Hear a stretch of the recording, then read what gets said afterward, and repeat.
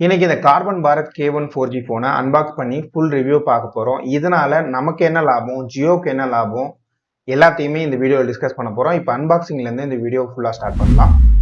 பாக்ஸை பொறுத்த வரைக்கும் ரெட்டு பிளாக் கலந்த மாதிரி கொடுத்துருக்காங்க. ஒரு சைடு இதோட ஃபீச்சர்ஸ் எல்லாம் மென்ஷன் பண்ணியிருக்காங்க. முன்னாடி இதோட பிராண்டிங் பாரத் K1 4G அப்படின்றத மென்ஷன் பண்ணியிருக்காங்க. இன்னொரு சைடு ஜியோ சைடு இருக்கு. இதோட பின்பக்கமாக பார்த்தோம்னா இதோட பிரைசிங் 1999 மென்ஷன் பண்ணியிருக்காங்க. ஆனால் இவங்க மார்க்கெட் பண்ணுறது 1000 ரூபான்னு மார்க்கெட் பண்ணுறாங்க. ஆனால் 1000 ரூபாய் கிடைக்குதா அப்படின்றத பின்னாடி டிஸ்கஸ் பண்ணலாம்.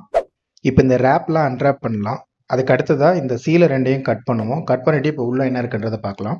பாக்ஸ் ஓப்பன் பண்ண உடனே இங்கே ஒரு 1000 மில்லியாம்ஸ்க்கான பேட்டரி கொடுத்துருக்காங்க. அடுத்ததாக ஒரு 5 வோல்ட் 500 மில்லியாம்ஸ் அவுட்புட் இருக்கிற மாதிரியான ஒரு சார்ஜர் கொடுத்துருக்காங்க.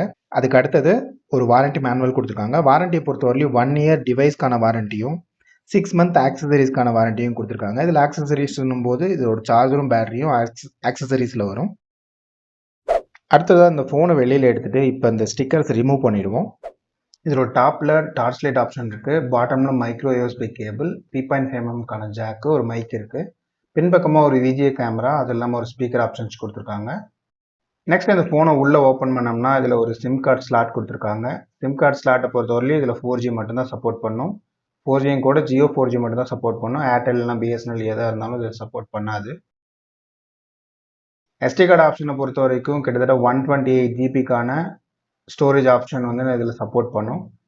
இதில் உள்ள இன்டர்னல் ஸ்டோரேஜ்னு பார்த்தோம்னா வெறும் 1 MB தான் இருக்கும். ஸோ எல்லா ஃபங்க்ஷனுக்குமே நம்ம எக்ஸ்டர்னல் ஸ்டோரேஜ் கண்டிப்பாக தேவைப்படும். பேட்டரியை பொறுத்த வரைக்கும் 1000 மில்லியாம்ஸ் பேட்டரி கொடுத்துருக்காங்க. இது நம்ம இதில் இன்சர்ட் பண்ணிவிட்டு ஃபோன் ஆன் பண்ணி உள்ளே இருக்கிற என்னென்ன ஃபங்க்ஷன் இருக்கிறதுலாம் செக் பண்ணலாம். பட்டன்ஸ் அண்ட் ஃபங்க்ஷனை பொறுத்த வரைக்கும் ரைட் சைட் டாப்பில் கான்டாக்ட்ஸ் ஆக்சஸ் பண்ணிக்கலாம். அப்படியே இந்த எண்ட் கால் பட்டன் இந்த சைடு இருக்குது. அப்படியே லெஃப்ட் சைட் போனோம்னா மெனு ஆக்சஸ் பண்ணலாம். அது கீழே ரீசன்ட் கால்ஸ் பண்ணுறதுக்கான ஆப்ஷன்ஸ் இருக்குது. சென்டர் பட்டன் மூலமாகவும் மெனுவுக்கு போகலாம். அது இல்லாமல் 4-வே கீஸ் கொடுத்துருக்காங்க. இதில் நம்ம ஷார்ட்கட் ஃபிக்ஸ் பண்ணிக்கலாம். அந்த ஷார்ட்கட் ஆக்சஸ் பண்ணுறதுக்கு செட்டிங்ஸ் போயிட்டு கீ ஃபங்க்ஷனில் இந்த டீபேட் நேவிகேஷன்றதில் நம்மளுக்கு தேவையான கீயை நம்ம அசைன் பண்ணிக்கலாம்.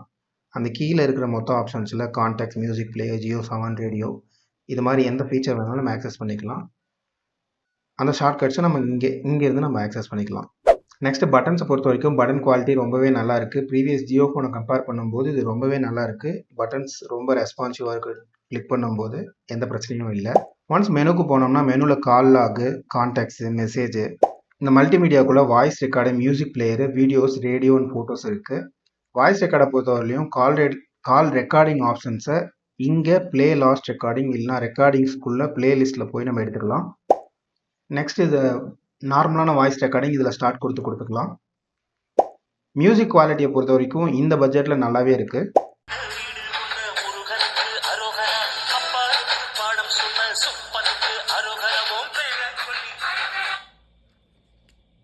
ஆனால் அந்த பின்பக்கமாக திருப்பி வச்சாதான் அந்த சத்தம் கேட்கும். அதுக்கு பதிலாக நம்ம இப்படி கீழே வச்சோம்னா சவுண்டு சுத்தமாக குறைஞ்சிருக்கு. ரேடியோவை பொறுத்த வரைக்கும் நீங்கள் இருக்கிற லொக்கேஷன்ஸை பொறுத்து இதோட பாட்டு கேட்காமலேயும் இருக்கலாம். நான் ரெக்கார்ட் பண்ண அந்த ரெக்கார்டிங்கை நான் அதில் ப்ளே பண்ணி காட்டுறேன்.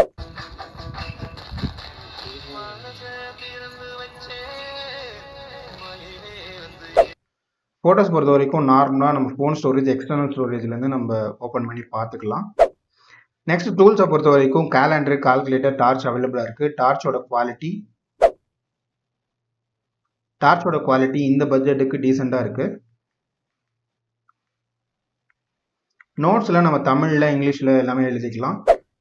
ஃபைல்ஸில் நம்ம ஃபோன் எக்ஸ்டர்னல் ஸ்டோரேஜ்க்கான ஆப்ஷன்ஸை செக் பண்ணிக்கலாம். செட்டிங்ஸை பொறுத்த வரைக்கும் கனெக்டிவிட்டியில் ஃப்ளைட் மோடு, சிம் கார்டு, ப்ளூடூத்துக்கான ஆப்ஷன்ஸ் கொடுத்துருக்காங்க. டிஸ்பிளே செட்டிங்கில் வால்பேப்பர் டிஃபால்ட்டாக 8 வால்பேப்பர் செட் பண்ணுறதுக்கான ஆப்ஷன்ஸ் கொடுத்துருக்காங்க.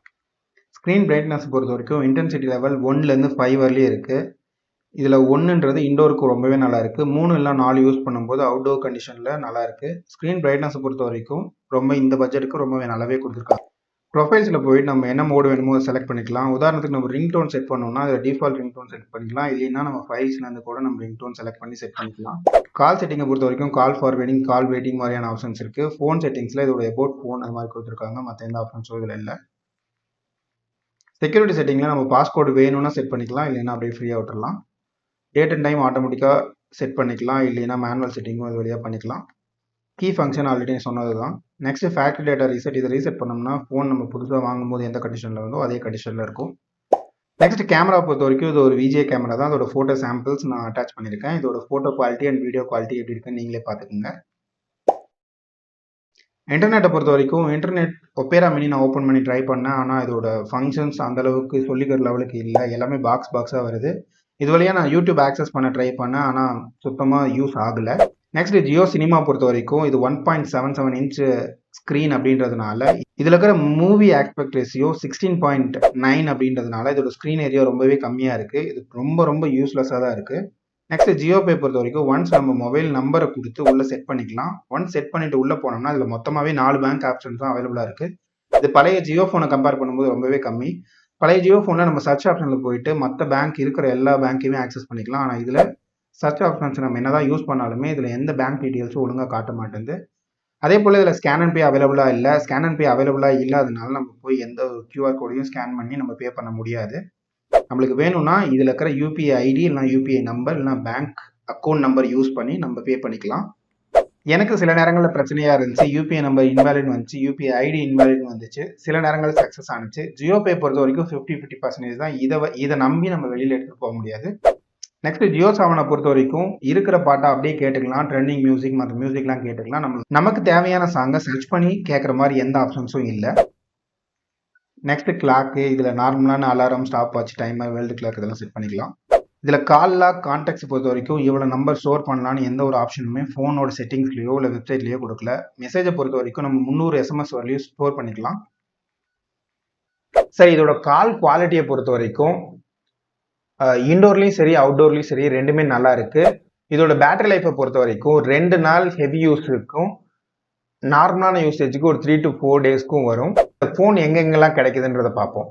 இது வந்து ஜியோ ஷோரூமில் கிடைக்குது. அப்படி இல்லைன்னா நம்ம நியர்பை மொபைல் ஷாப்பில் இது கிடைக்கும். ஆனால் நியர்பை மொபைல் ஷாப்பில் கிட்டத்தட்ட ஒரு 1200 ரூபாய் இல்லைனா 1300 ரூபாய் வரைக்கும் இதை வச்சு விற்கிறாங்க. இது ஜியோ ஷோரூமில் மட்டுமே தான் 999 ரூபாய்க்கு அவைலபிளாக இருக்குது. மற்ற எல்லா இடத்துலையும் செக் பண்ணால் 1200லேருந்து 1300 ரூபாய் வரையும் வாங்குறாங்க.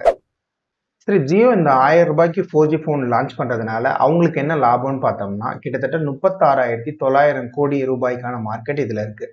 அதாவது 25 கோடி மக்கள் இன்னும் 2G ஃபோன்ஸ் தான் யூஸ் பண்ணுறாங்க. இந்த 2G இன்ஃப்ராஸ்ட்ரக்சர் ஜியோட்ட கிடையாது. இது ஏர்டெல் மற்றும் அதர் நெட்வொர்க்ஸ்கிட்ட தான் இருக்குது. இந்த 2G யூசர்ஸை ஜியோ இவங்க பக்கம் இருக்கிறதுக்காக தான் இந்த ஃபீச்சர் ஃபோன் லான்ச் பண்ணியிருக்காங்க. இது மூலயமா அதுலேருந்து ஒரு 10% மக்கள் இதுக்குள்ளே வந்து ஜாயின் பண்ணால் கூட கிட்டத்தட்ட 3600 கோடி ரூபாய் இவங்க ஆண்டு வருமானமாக ஈட்டுவாங்க. இதில் எல்லாமே லாபம் தான். எப்படி லாபம்னு எடுத்துக்கிட்டா இந்த யூசர் பேஸே அவங்கள்ட்ட கிடையாது. அதனால இது எல்லாமே லாபம் தான். அதே போல் இதில் யூபிஐன்ற இன்னொரு மார்க்கெட் இருக்குது. இன்னும் ஒன் ஆர் டூ இயர்ஸில் யூபிஐக்கு ஏதாவது சார்ஜஸ் பிடிச்சாங்கன்னா அதில் வர லாபமும் இவங்களையே வந்து சேரும். சரி, இதனால் நமக்கு என்ன லாபம்? ஜியோ பிளானை பொறுத்த வரைக்கும் மந்த்லி பிளான் 123 ரூபாய்க்கும் இயர்லி பிளான் 1234 ரூபாய்க்கும் அவைலபிளாக இருக்குது. இதே ஏர்டெல்லை பொறுத்த வரைக்கும் மந்த்லி பிளான் 179 ரூபாய்க்கும் இயர்லி பிளான் 1799 ரூபாய்க்கும் அவைலபிளாக இருக்குது. இதனால நம்மளுக்கு கிடைக்கிற லாபம்னு பார்த்தோம்னா ஒரு மாதத்துக்கு மந்த்லி பிளான் செலக்ட் பண்ணுறதுனால 56 ரூபாவும் இயர்லி பிளான் செலக்ட் பண்ணுறதுனால கிட்டத்தட்ட 565 ரூபாவும் லாபம் கிடைக்கும். சரி, ஃபைனலாக இந்த ஜியோ ஃபோன் வாங்கலாமா வாங்க வேணாமா? கண்டிப்பாக வாங்கலாம். என்னென்ன காரணத்துக்காக வாங்கலாம்னு சொன்னோம்னா கால் குவாலிட்டிக்காக வாங்கலாம். நார்மலாக ஒரு ஸ்டோரேஜ், மியூசிக் கேட்குறவங்க, வயசானவங்களுக்கு நீங்கள் ப்ரெசென்ட் பண்ணுறதுனா அதை கொடுக்கலாம். நெக்ஸ்ட் இதோட பிளான் ரொம்ப அஃபோர்டபுளாக இருக்கிறதுனால நீங்கள் போடுற அமௌண்ட்டை கிட்டத்தட்ட 1 or 2 இயர்ஸில் நீங்கள் டோட்டலாகவே எடுத்துட முடியும். மற்ற பிளானை கம்பேர் பண்ணும்போது இந்த பிளான் ரொம்பவே அஃபோர்டபுளாக இருக்குது. இவ்வளோ தான் இந்த ரிவ்யூ. இந்த வீடியோ பிடிச்சிருந்துச்சுன்னா நம்ம இன்னொரு வீடியோவில் மீட் பண்ணலாம். பாய்.